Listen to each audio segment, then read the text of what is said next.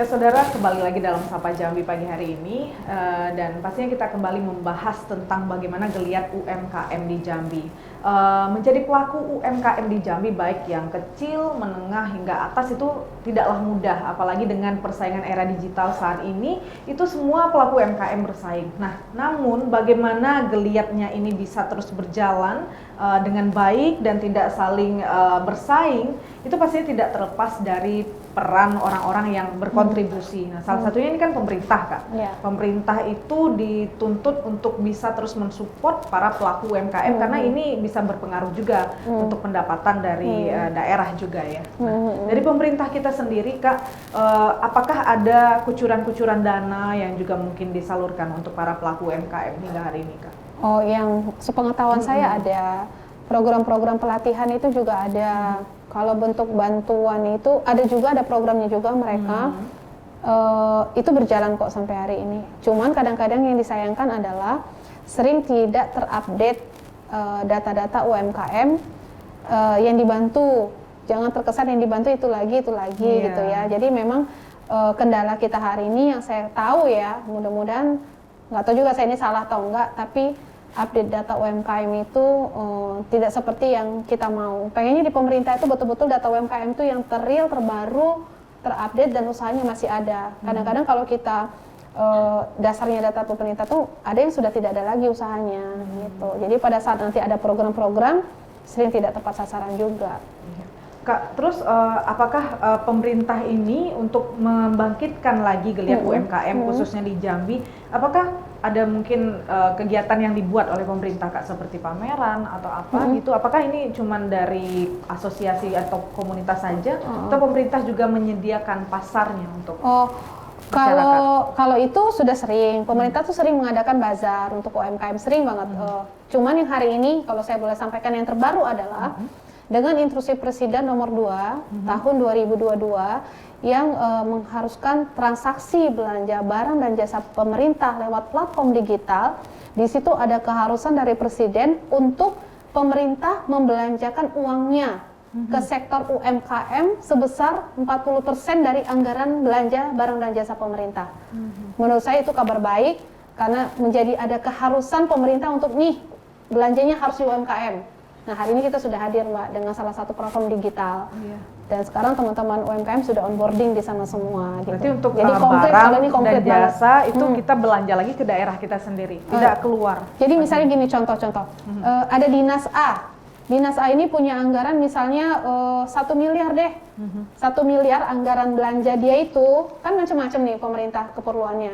Ada untuk catering, ada untuk belanja baju dinas, macam-macam, elektronik, furniture. Nah, itu dari 1 miliar itu 400 jutanya wajib belanjanya ke UMKM lokal.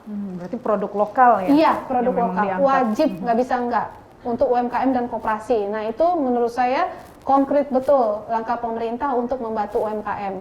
Kalau selama ini kan tidak ada keharusan itu, sehingga pemerintah bisa aja belinya pesen keluar ya, ke sana, keluar Sumatera dari distributor atau gimana. Nah, sekarang enggak, 40% wajib dibelanjakan untuk teman-teman UMKM lokal. Saya pikir itu sudah harus jadi motivasi tersendiri ya buat pelaku UMKM untuk scale up supaya dia nanti waktu diklik tokonya siap. Berarti katalognya bisa dikatakan udah siap ya, Kak, ya, dan harus dikemas secara menarik pastinya. Betul. Ini udah berjalan belum sih, Kak? Udah, sekarang ini lagi jalan. Jadi cuman PR kami adalah misalnya kendalanya kalau transaksi sama pemerintah ini kan nggak serta-merta langsung dibayar.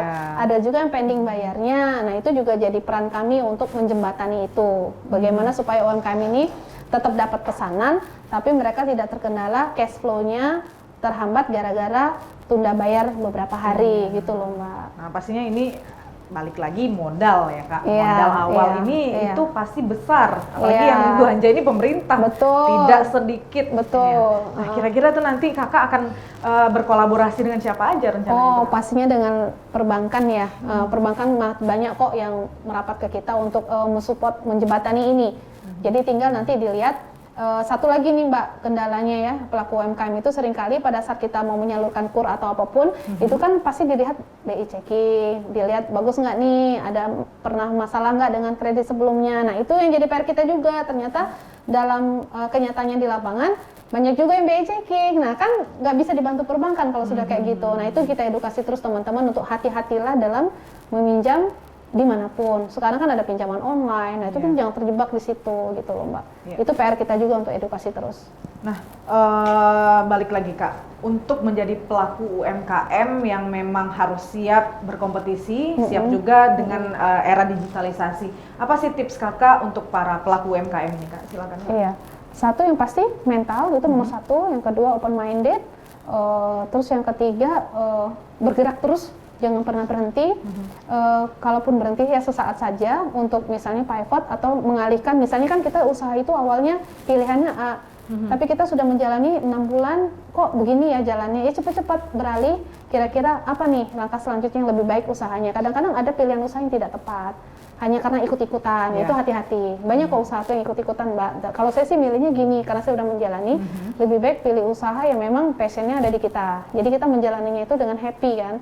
Nah pada akhirnya nanti berkembang, ya biarin aja, let it flow, nanti ujung-ujungnya kayak apa, nah kayak saya jualan baju loh awalnya, kok jadi urusannya begini, ya itu karena bergerak terus, bergerak, akhirnya bergulir sampailah posisi saya hari ini. Iya, mulai itu dari sih. jualan baju, tiba-tiba jadi buka kafe, jadi pengusaha digital juga sekarang. Nah itu tidak mudah untuk menjalani itu semua pastinya Kak. Ada cara juga dan ada waktu yang harus Kakak bagi-bagi pastinya. Itu tidak mudah menjadi seperti itu. Nah pastinya Kak juga untuk di Jambi saat ini mungkin ada tips juga dari Kakak bagaimana kan UMKM ini tidak hanya yang di digital saja yang menggunakan teknologi media sosial juga. Ada juga toko-toko yang sudah berkembang juga di Jambi. Paling di Jambi ini kan kita ketahui banyak sekali kafe-kafe atau restoran ya, yang itu sifatnya sama. Misalnya ada satu kopi semua, satu buka ini semua. Itu apakah jadi catatan juga bagi Kakak agar tidak gulung tikar di kemudian hari gitu kan? Jadi itu memang ada resiko usaha ya, begitu kita salah memilih jenis usaha kita, udah pasti rugi. Saya udah menjalani usaha itu bertahun-tahun. Kadang-kadang ada yang tidak sabar. Dalam 1 tahun itu Mbak, begitu kita investasi terhadap satu usaha, jangan berharap kita dapat untung di tahun itu. Ya kalau 6 bulan sudah bisa ada mencetak untung, itu sudah alhamdulillah. Berarti dia menjalani usaha itu dengan luar biasa, ketatnya, disiplinnya itu keren. Tapi paling nggak 1 tahun harus betul-betul mengevaluasi, jangan cepet-cepet nyerah. Kan sering kali nih kafe di Jambi itu saya hitung 3 bulan, 6 bulan, rame, terus hilang, tutup gitu kan. Perhatiin aja, bulan ini tumbuh ada 50 kafe, tapi ada juga 40 kafe yang tutup. Jadi sebenarnya desainnya udah menarik ya, pertumbuhannya berarti kan hanya 10 sebenarnya kan. Nah seperti itulah pokoknya. Jadi karena ikut-ikutan tadi, dan hari ini karena memang banyak franchise juga, franchise ini kan tinggal modal berapa, tinggal jualan, tapi kadang-kadang jalannya nggak seperti yang diharapkan juga. Kadang-kadang franchise itu sukses di kota lain, di kota Jambi belum tentu gitu. Ya balik ke mental sih Mbak. Berarti memang untuk pelaku UMKM ini harus siap mental. Siap mental. Paling pertama tuh siap rugi Kak ya. Iya. Harus siap rugi dulu ya. Karena kalau kita siap rugi itu berarti kita siap untung. Itu prinsipnya.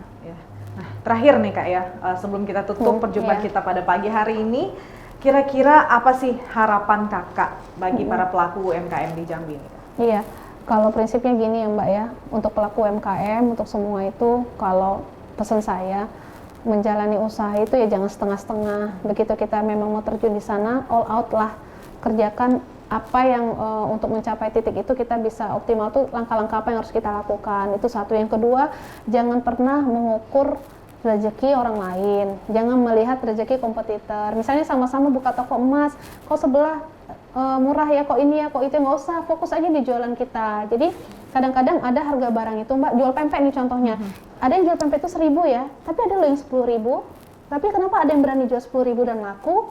Nah ya itu jangan jadi patokan lihat rezeki orang. Jadi kalau kita memang yakin dengan 1.000, ya udah jual pempek 1.000 aja, jangan coba-coba niru tetangga yang 10.000 gitu, karena dia 10.000 mungkin kan modelnya beda. Kualitasnya apalagi penting untuk tidak menghitung rezeki orang Mbak, supaya kita tuh nggak sibuk jadi ngurusin orang, fokus aja di rezeki kita gitu. Ini sangat menarik sekali dan bisa menjadi acuan dan pedoman bukan hanya bagi ibu-ibu atau bapak-bapak pelaku UMKM, tapi bagi saya juga. Karena ini menarik sekali untuk di bidang UMKM ini Kak. Tapi kira-kira Iya. nanti apa UMKM-nya akan saya pikirkan. Pastinya terima kasih banyak Kak Gina Iya, untuk sama-sama. waktu dan kesempatannya pagi Iya, hari sama-sama. ini. Mungkin di lain waktu kita bisa berjumpa dan Boleh, ngobrol-ngobrol silakan, lagi. silakan, Sukses silakan. selalu Kak Iya, Gina. terima kasih, Iya. sama-sama. Dan saudara, akhir kata saya Suci Nisa pamit undur diri dari hadapan Anda dan mohon maaf jika ada salah-salah kata. Sampai jumpa. Kompas TV Independen, terpercaya.